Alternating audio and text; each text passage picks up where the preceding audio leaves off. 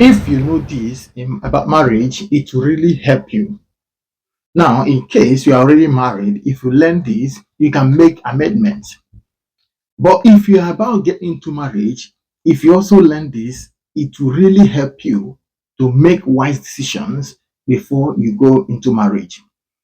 My little years of counseling people in marriage, I've learned some few basic things that help marriage, and that's what I'm teaching you on this platform.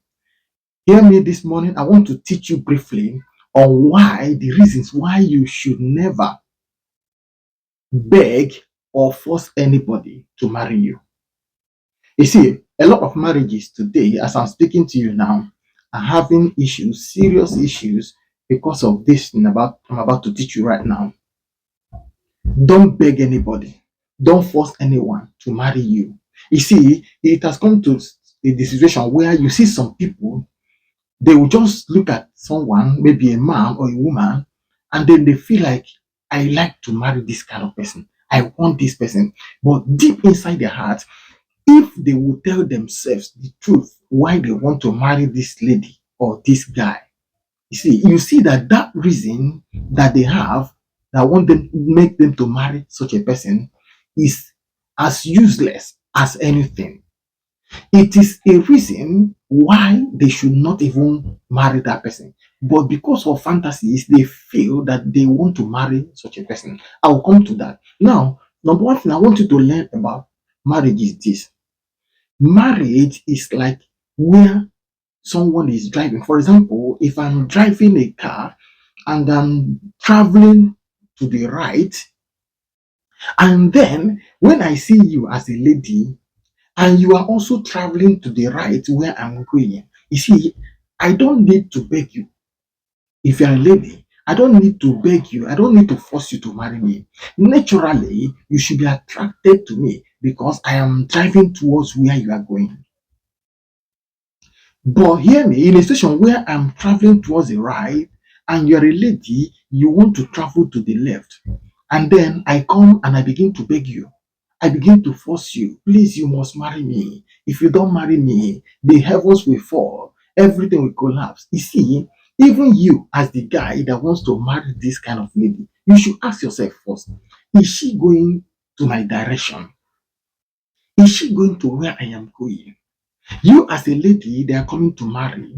You should ask questions from the man in order to clarify a lot of things to be sure that the left side where you want to travel to, that this guy is also ready, is willing, and he's looking for a lady that is traveling towards the left. That's where the challenge is in marriage. And that's why you see most ladies, for example, because I use ladies as an example here because they are really the ones that need help when it comes to marriage. A lady will be fantasizing, and if you ask her to define, if a lady wants to tell you the truth of the kind of man she really wants, if she can open up to you, you will hear a lot of things that you will feel like covering your ears. You hear a lady say, I want to marry this guy. Ask her what reason. She will say, he's tall. He's a huge guy. You see, that's where your problem begins. Origin. Your problem starts from that moment in marriage. Your problem is in marriage starts from that your definition of whom you want to marry. How can you, in your heart, you are looking for a man to marry because the man is tall? You are looking for a tall guy to marry, and when you should be looking for a man that is tolerant, and you are looking for a man that is tall. And when you finally get a tall guy, you go into marriage with him, you find out that he's not tolerant. You are in hot soup already. You ask some ladies, why do you love to marry this guy? He say he's a fine man. Fine man, no pimple. Fine man that will not be faithful in marriage. You know these things already deep inside you. You know it. It's just that you just use your emotions and your fantasies to cover up. You just want to deceive yourself. You're looking for a fine man that will not be faithful to you in marriage. Of course, all my days of counseling, I've never seen where marriage is about to break up, and you ask the lady or you ask the man, why is this marriage breaking up? Why is this marriage in shambles? And then you hear something like, and they will tell you that it's because the man is no longer fine. That's why I want to divorce him. You don't hear something like, oh, maybe the marriage is working. You ask them, why is your marriage working? Later in the marriage, they will tell you, because my husband is fine, because my wife is beautiful. She is beautiful when she's a beast. You don't care about these things as a man. You just want to marry her. She's beautiful. But you have not asked yourself, is she a beast? I've never seen any marriage that is working. You ask the lady, why is it working? He said, my man, my husband is tall. That's why this marriage is working. Of course, if you marry because he is tall, do you know that later in marriage, that's when reality will dawn on you? And that's when you will see that that height, that length you saw initially will no longer be there. When the real nature of the man begins to show up, when he begins to be intolerant, you will no longer see how tall he is. You forget it. Have you not asked yourself, why is it that women that are married to tall men, they also divorce? Have you not seen tall men that are divorced by their wives today? Have you not seen, ask yourself, have you not seen men divorce their beautiful wives today? This is the same woman he saw those days. Because of the beauty of the woman, he couldn't see clear. He wants to marry a beautiful woman. Sometimes there was the one I heard of the other day. If you see the lady, very beautiful, tall, hefty, everything loaded, yet they are divorced. In fact, if you even hear the man is saying that this lady is a devil under his roof. You see, the man is no longer seeing beauty. Because those early days, if you notice, anything the woman did whatsoever, the love, the beauty will cover everything. The man will say, leave her, my beautiful wife. Anything she does, she is right, or she's beautiful in his eyes. But when they finally enter into marriage, that beauty will be kept aside. Reality will dawn both of them. How can you are a lady, you know that you have a bad character, and you are looking for a beautiful, just a fine man? No, what you should be looking for is a man that will be faithful to you. You know you have an ugly character and you are looking for a tall man. What you should be looking for is a man that will be tolerant, a man that can endure you, a man that can tolerate you. That's what you should be looking for. And how can you look for it? When it is time for courtship, sit down with him, ask him some questions. What do you understand? Now you want to marry me. What do you understand about tolerance in marriage? Allow him to explain.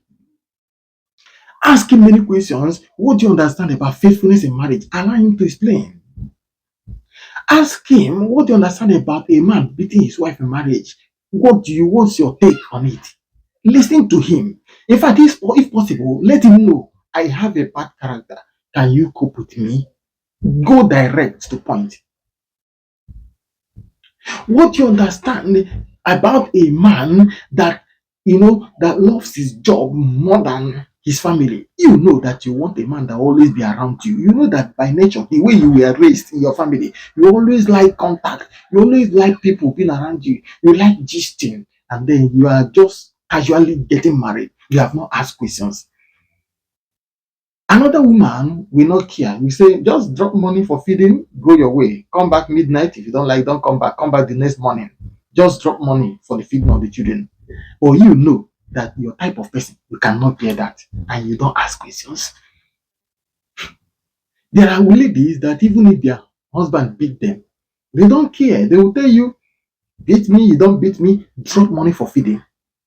And then you can go your way. But you know that just to raise hands up, just to shout at you, there are ladies, just to shout at you is a problem.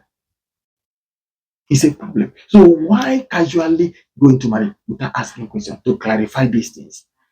You are simply looking for a tall man. You are only looking for a fine man. You are looking for a beautiful woman. You are looking for a woman that have curves. You're looking for a woman that have figure 8. You see, you have problem already in marriage. Even before entering, you have already started having problems because your definition is not worth it. Your definition of marriage is useless. And that's why we advise people, go for what you want in marriage. Look out for what you want in marriage. Look out for the things you can bear. People that have what you are looking for. You should define yourself, know yourself. What and what do you want? Who, first of all, discover yourself, know who you are, and then know what you can tolerate. There are women that can't bear hearing that their man is with another woman. They can't bear it. If they catch their man with another, they can just waste themselves. Where there are women that they will tell you, if he likes, let him go after everybody. All I care is drop enough money at home. I will use to feed myself and feed the kids. There are ladies that you buy them car. They will just go about enjoying their life. They won't bother you. Anywhere you like, go. While there are women, you know that you yourself, you cannot bear it. You know that you only want one man to yourself. One man, one woman, that's what you believe. Where there are those that believe one man, many women, it doesn't concern you. In fact, you'll be one of those women. Just give me my own share, go your way. So, know what you want in marriage, go for it. Ask questions to be sure that that person believes in what you believe. Naturally, if you are going towards the right, the one that is going to the right will be attracted to you. And also, you as the man or the woman, don't hesitate to sell your manifesto, to tell who you are. If you're a man that you know that you like beating women, see, better let them know on time. Out of anger, I can beat you. So that she will know if she can enjoy it, she will stay. She will, the same thing applies to food. Do you know that there are men that love food so much? They can't eat any nonsense. And then when you're about getting into marriage, you don't tell the lady, I love food. You are pretending. How can you build your marriage on false food? No, you have to let her know. I love food. Well, are you ready? Do you know how to cook? Then you yourself, as a lady, if you know you don't know how to cook, run for your life. Because as little as this issue of food is, it can ruin a marriage. I've seen it happen. And that's why I'm telling you. But you know, when during courtship, we commonize it a lot. And that's why we tend to hide it from the other person. What is food? You even take the lady to fast food, and then when they bring chicken, they say, no, just eat. You know you love chicken more than everything. They bring a meat, you say meat. We don't like eating meat in my family. You know you love meat. You know you love fufu. They bring fufu. The lady will be eating, say, come and eat. You say, no, how can I eat fufu? No, I don't like eating every time. And you know, you like eating early morning, as early as 7 a.m., 8 a.m., you are eating. And then you are pretending. The lady will ask you, do you like eating early? You say, no. You are deceiving yourself. Then finally, when you go into marriage, it won't be up to 2 years. 6 a.m., you are demanding for food. And the wife will start seeing you that, you see, you are fake. And then she will get angry with you because she doesn't like to wake up. And that's why she was asking you. She likes waking up around 9 a.m. or 8 a.m. to start going around to look for what to prepare. But you yourself, you like as early as 6 a.m. you eat food. Why not let her know that this is whom you are? She's driving to the left and you know you are going to the right. Why beg her to marry you? Why force her to marry you? Don't do that. The truth is this: if you miss A, B will come.